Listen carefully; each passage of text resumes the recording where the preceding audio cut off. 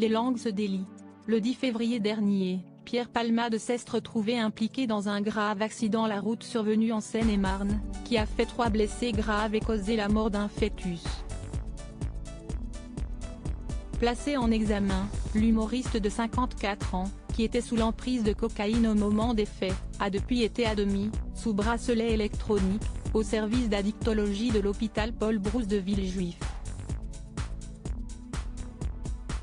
Si certains membres de son entourage se sont murés dans le silence depuis le drame, d'autres personnalités ont décidé de s'exprimer dans les médias. Invité à l'antenne de BFM TV ce jeudi 23 février, Patrick Adler, qui fait partie des anciens proches de Pierre Palmade, s'est confié sur les addictions de l'ami de Michel Larocque.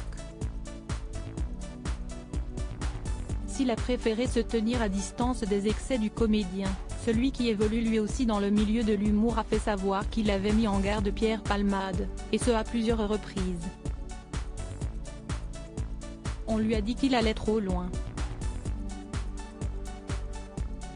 On lui a dit souvent qu'il arrête, a assuré Patrick Adler face à Maxime Switek. Et de souligner, je pense ne pas avoir été le seul à le lui dire. Déjà condamné à une amende pour usage de stupéfiants en 1995, l'humoriste est passé à travers les gouttes, à chaque fois, a fait remarquer son ancien ami.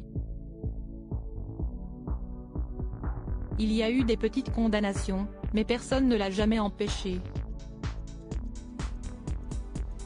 On l'a laissé continuer, peut-être en raison de sa bonne foi, de sa bonne gueule, de son talent, s'est interrogé Patrick Adler, qui rappelle que Pierre Palmade a aussi été baigné dans un milieu où tout le monde s'accordait sur ce genre de pratique.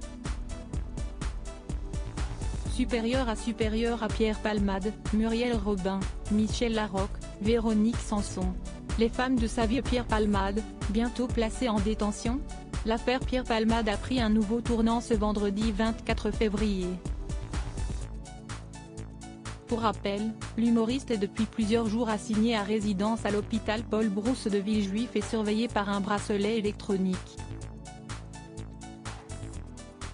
Dans la foulée, le parquet a fait appel de cette décision, indiquant son désaccord avec cette sentence jugée trop légère. Ce vendredi, la justice a donc statué sur cette assignation à résidence et décidé d'envoyer ou non le comédien en détention provisoire. D'après les informations de BFM Télévision, la décision sera finalement communiquée le lundi 27 février. L'audience, commencée à 9h et terminée après 10h, s'est tenue en huis clos, sans médias ni public. Tout le monde est sorti de la salle, ont indiqué nos confrères. Par ailleurs, Pierre Palmade n'était pas présent au tribunal. Il était représenté par son avocate, Céline Lazec, habituée des procès médiatisés, elle qui avait défendu le chanteur Bertrand Cantat au début des années 2000, coupable d'avoir porté des coups mortels sur sa compagne, Marie Trintignant.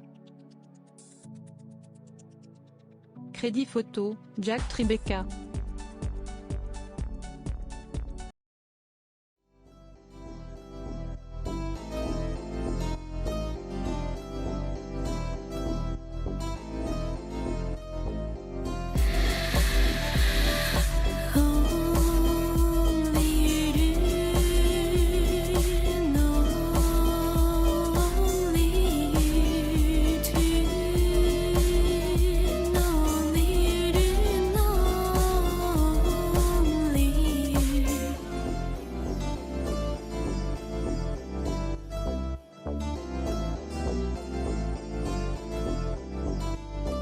To